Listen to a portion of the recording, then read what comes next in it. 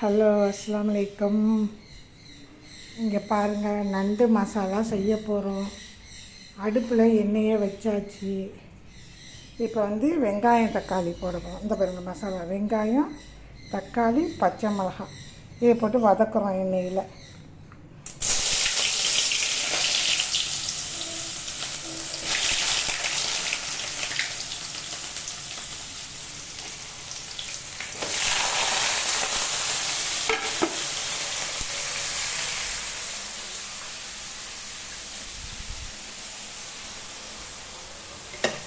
வெங்காயம் தக்காளி பச்சை மிளகாய் விட்டு எண்ணெயில் விட்டு வதக்குறோம்.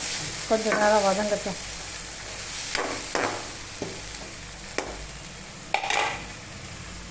கொஞ்சம் நேரம். இது நண்டு மசாலா.